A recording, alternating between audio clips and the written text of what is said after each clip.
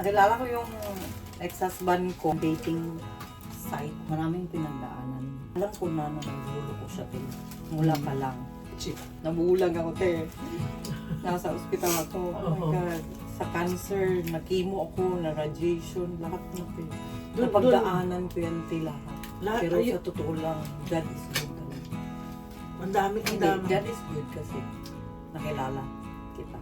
Naging maganda yung buhay ko din. Hindi ako talagang salamat ako na nakilala ko. Magdadrama po tayo ito.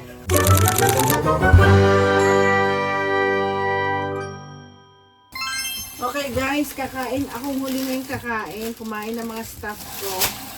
At kumain kami ng parang ito, crabs. Okay. Ang aking kasamang kakain ngayon,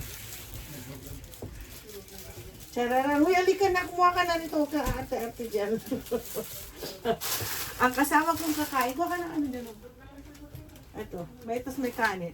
Ang kasama ko kumain ngayon, ang famous na si Luchi. Si Luchi na taga Aklan. Kung sino dyan ang mga taga-Aklan, saan ka ba sa Aklan? Sa Kalibo. Oh, taga-Kalibo siya. Ayun, magla-lunch with Luchi ako ngayon. Hi guys. Kilala na si Luchi, marami nakakakilala. Kumain kanin. Ay, kumain. Kanin. Kakain ako ng kanin ngayon. Dahil masarap po ang... Ay, alam mo, Luchi, meron ko. Tingnan mo ka, may soda. Kuha ka na rin ng soda mo dyan.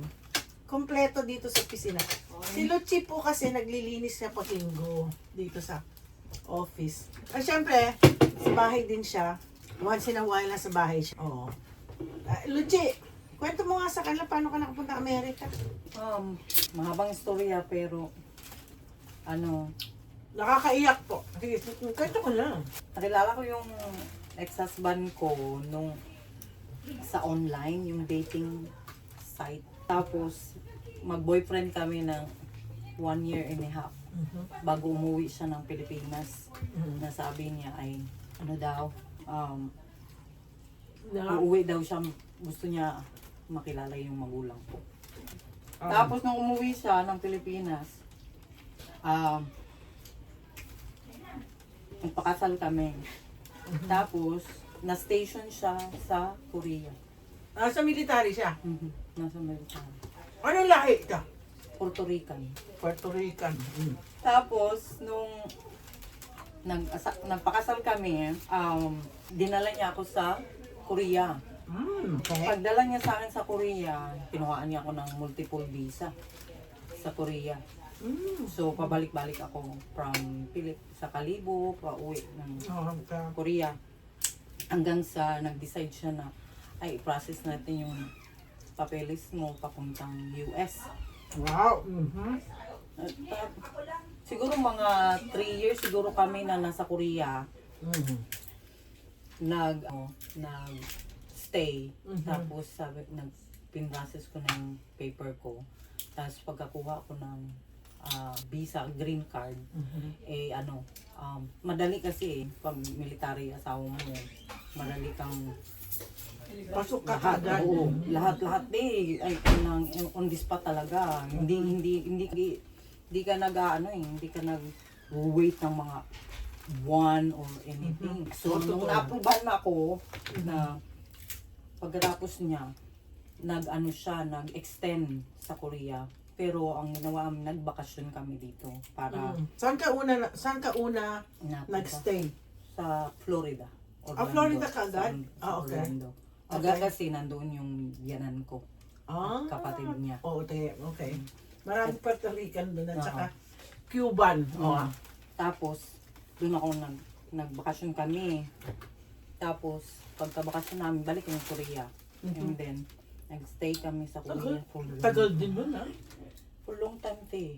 Mga 7 taon yata. Tapos, 7 taon kay kasal? No, pitong taon na kami kasal kasi nandun kami sa Korea, nag-extend siya na nag-extend. Oo. So noon kasi pag may family ka, pwede ka mag-extend na stay sa magstay sa Okay. sa Korea. Tapos noong 2015, umuwi ako ng Pilipinas kasi na-deploy siya in Afghanistan.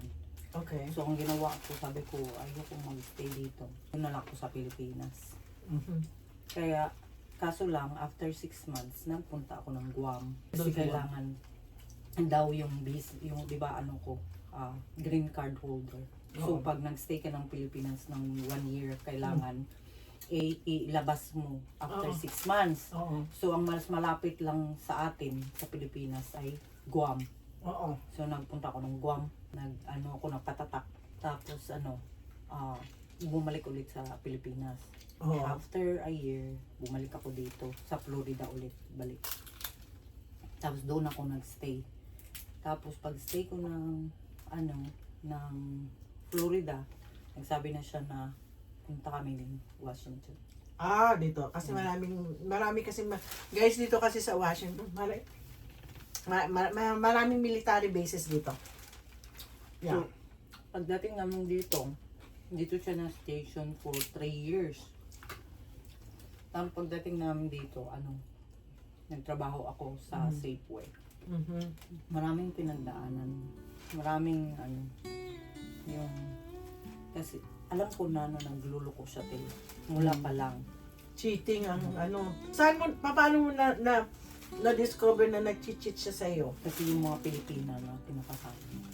Sila din nagkakwento. Yes. Talaga Makati talagang mabibig na mga Pilipina. Sabi nila, alam mo ba yung asawa mo ay naglalakad ng isang Pilipina doon sa papuntang TX? Sabi ko, nung una, ayokong naniniwala. Tapos sabi ko, paano naman yan? Sabi ko ganyan. Puntahan mo yung babae, nandiyan nagtatrabaho sa restaurant dyan sa may train station. Sabi ko, ayoko nga. Sabi ko sa kanila, papayagan mo na lang na ginaganyan ka. Kasi matagal na talaga kami mag-asawa. Ilang years kayo mag-asawa? 19.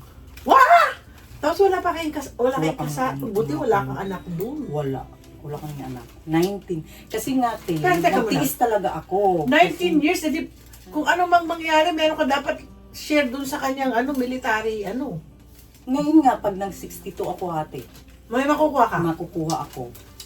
That's So, good. yung yung tatanggapin niya, matatanggap ko rin hanggat hindi ako nag-aasawa. More than, alam niyo po, ladies and gentlemen, dito po sa amin, pag nag-asawa kayo, tapos naglukod, kunwari, kahit maghiwalay kayo, sa military yata, more than 10, 10 may makukuha ka. 10. At Oo. saka 20. Pag Mostly. 20, most Pag of 20 20 talaga, ate, kasama na yung medical. Puro life mo na yun. Oo. Tapos, Kaya hindi mo inabot. Hindi. Nakakapasok ka sa base, tapos meron ka pang privilege sa commissary and PX. PX. Yun sana, Kaya lang. At sabi ko pero ako nun sa kanya ate,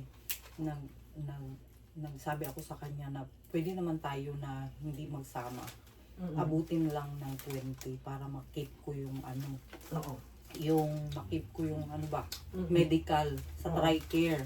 Sabi ko yun sa kanya kasi di ba na remission ako ng cancer.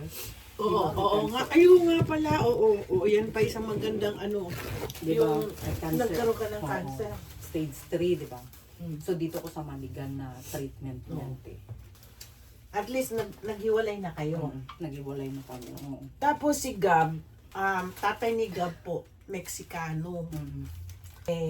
Si Raulo din. Nakakuha siya ng iniwan po. Nung nakitang si Gab, isa siyang Down syndrome. Iniwan po si Lucci. So, Hello? si Lucci po ang nagtaguyod kay Gab. So, ang nangyari po, talagang, ang dami po. Kung pwede nga kung sana, gagawin namin MK, maalala mo kaya ang buhay nito Ang dami talagang Pero, paano ko nakilala si Lucci? nag-a-attend po siya sa church ni na, Pastor Noel. Na, mga best friend ko. Ngayon, si Luchi kasi naalagaan lang niya yung anak niya, si Cam. So, kailangan niyang talagang kumita. So, kinuha ko siyang housekeeper ko. Ilang taon ka na housekeeper ko? Magpa 5 years. Magpa 5 years na pala. Kaya kung kilala niya, kung makikita niyo lagi nasa bahay, kung nagla-live ako, makikita niyo siya, nandoon siya sa garden. Lahat ng ano talaga ting, ng 3 years na akong divorce bago ko nakilala yung tatay nila. Nasa online dating din. So, nung ginawa ko, sabi ko sa kanya, pwede tayong magsama. Siguro kasi bata, Bata yung lalaki? 32. Oo. Pero iniwan ka niya dahil nakita niya si Gab, hindi siya, rin yun, duwag din yung taong yun. Ngayon ate, ang dami kong buntis ako kay Gab, nabulag ako. Oh my gosh. Ang dami niya. Pwede natin isulat ang buhay ni Luchi. Nabulag ako, te. Nasa ospital ako. Oh my God. Sa cancer, na-chemo ako, na-radiation, lahat na, te.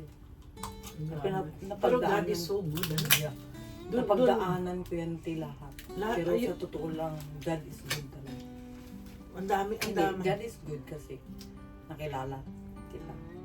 Naging maganda yung buhay ko rin. Hindi ako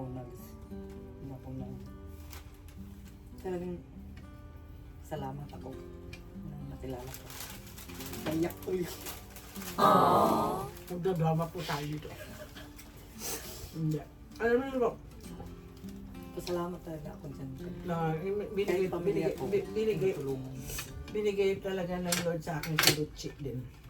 Kasi mayroon din akong posisyon na matulungan ko buhay niya. Pati mga magulang niya sa Kalibo. Tinayuan namin ng store. Kaya lang sila na binaha. Pero Okay. last year, nagtayo naman ng karinderya Ng kapatid. sa kapatid niya. So mga ganun-ganun lang po talaga ang buhay. Kailangan po nating tulungan ang bawat isa. Hindi kung nakakaluwag naman po kayo, huwag naman tayo maging kung may dumarating sa buhay natin, dapat tulungan din natin mga taong ganun. Kailangan siya. ako. Kaya, Totoo. kaya mabuti naman kasi si Gab, dito kasi sa Amerika, may subsidy ang mga may subsidy ang mga Down syndrome at saka autistic. May school sila, kaya yun. Kaya lang hindi siya pwede magtrabaho ng malaki. Kaya kasi kailangan niya susundin. Nandito siya ngayon sa bahay, sa akin sa opisina na may pinagawa ako. Mamaya, balik na siya doon para yun yung si Gab, darating na po siya from school. Ganyan po ang buhay ni Luchi dito. Maiiyak na siya. Alam niyo, yun. Ganun po ang buhay ni Luchi. Talagang malaki din ang naging struggle niya. Pero I know that God will soon bless her too. Mabait po si Luchi. Hindi siya mapagsamantala. Hindi kagaya ng mga maraming sasamantala sa atin. Anyway, yeah. So ngayon, nakilala niyo na yung aking Girl Friday na sinasabi ko. Ano yan? Tagapagtanggol ko yan. Pwede. Pag na, Pag meron sinasabi yung mga basher sa akin na siyang nagre-react. No? Sabi ko, huwag na. sarap na ito, te. Sarap na? Huwaan mo nga siya, no? Hindi naman kumakain mo. Tuwi mo na to. Gusto ni Gab yan. Corn lang. Oo. Ito kasi, ay, meron parang lobster. Ano, paano ito? Yung So, patatas at saka at saka pag nakikita niyo yung laging sinasabing, don't forget to like and subscribe. Si Luchi. At saka malapit na pong summer. Malapit na naman ang gardening. So makikita niyo na naman si Luchi sa aking garden. Ay! Mag-start na. Nakita mo yung potatoes? hindi pa. Nandun dun sa Basket. yung tabi ng green ko na Sinara ko lang. Nasa siya. Itatanim mo na. Sabado. Mag-start na po kami magtatanim ng potatoes. At yun po. So ngayon nakilala niyo na mag-goodbye ka na. Please like and subscribe. And don't forget to comment down below. Hindi ako mahilig. Hindi ako marunong. Ito si Luchi, kilalang kilala ni, ni Mariter eh. O sige, kay Baba. Goodbye na po. Tutuloy na namin pagkain namin.